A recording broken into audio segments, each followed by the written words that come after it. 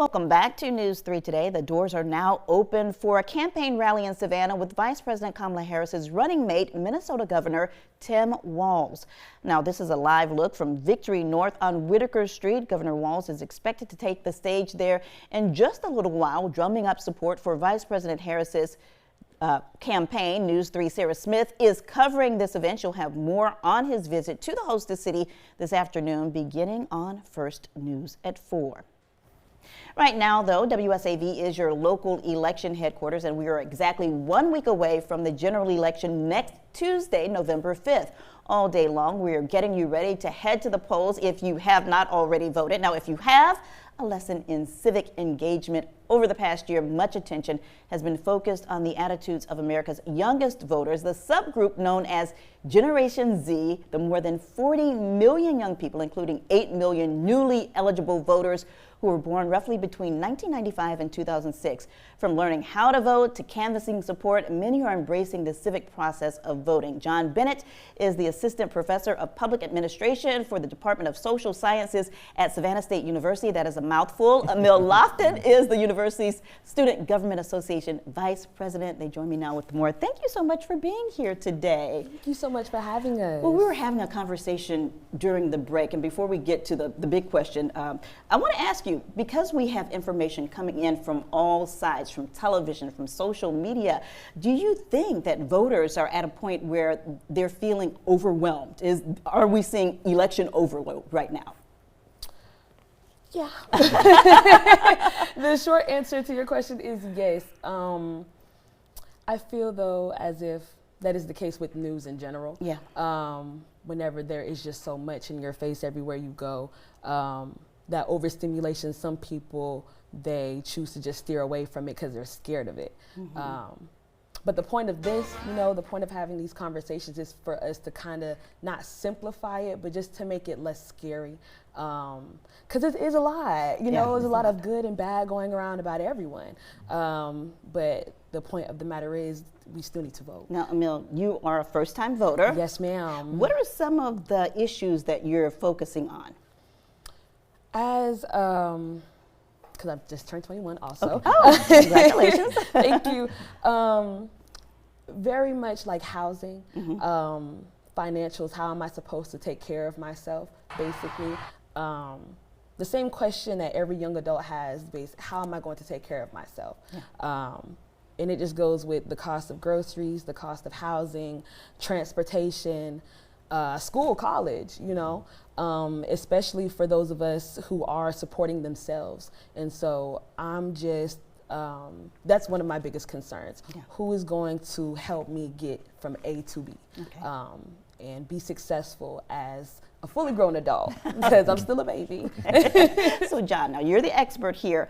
Right. When it comes to Gen Zers, the younger voters, do they have the power to shift this election? Well, in an election this historic and this important, lots of political scientists are looking for what the shifting factor could be. And in the state of Georgia, we know that 3 million people have already voted, a little around 3 million votes already accepted through absentee ballots or early voting. And we know that about 194,000 of those are people between the ages of 18 or 25. You have to go up to the 45 to 49 demographic to see numbers that high. They go up from there, but it does speak to the fact that young people are voting. We have to be careful, though, because this doesn't give us predictive information. It's a snapshot in time of the last 24 hours or so where we are. We know early voting continues through Friday. And then we know Election Day, of course. So still, there's a lot to the story, but we can see that young people are energized. I see it on campus. People recognize that this is a historic election. So students have organized voter registration. They're talking about it.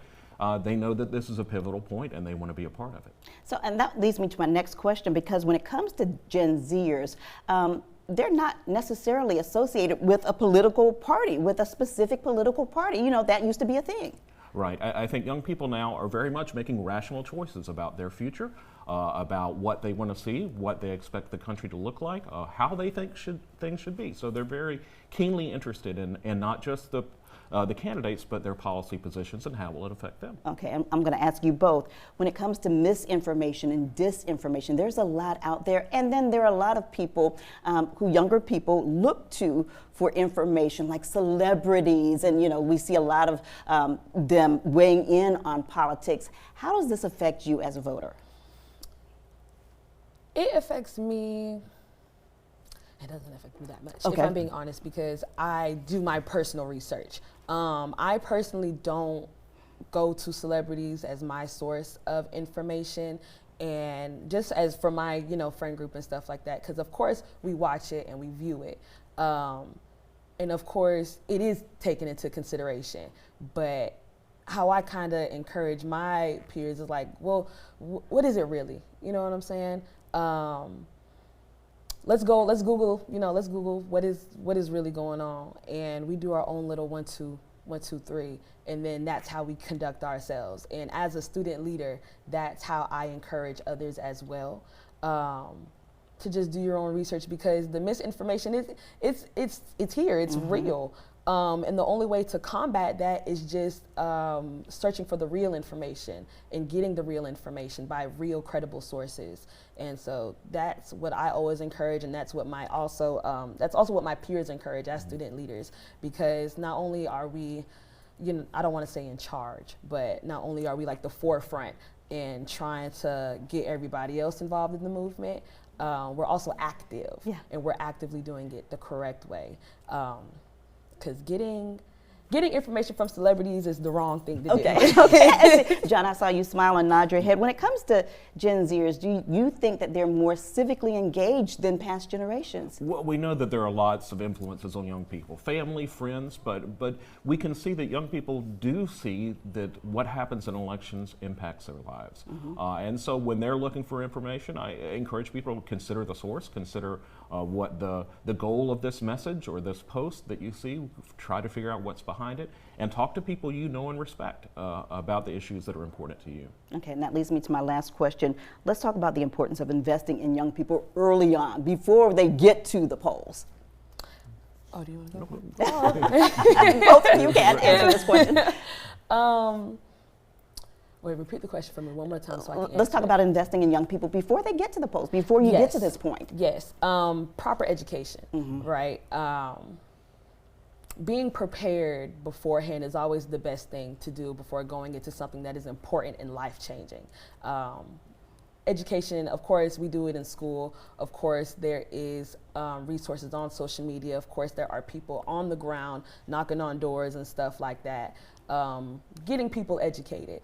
It's very important, it's very important to invest because of the return, simply. You want the generation coming up before you that's going to inherit the world to know what to do with it. You want them to have a voice and be proud of the place that they live and to be proud of what they've done to be a part of history. All right. Yes, nicely said. John, anything to add to that? Well, I will just say we talk a lot in my first year classes about how government affects us at every level, and how we need to be cognizant of that fact when we're making decisions about the people who will lead us. All right, John, Emil, thank you so much for joining us Thank today. you. And of course, you can find more information on our website at wsav.com/yourlocalelection HQ. Stay with us. You're watching News 3 Today at 11. We'll be right back.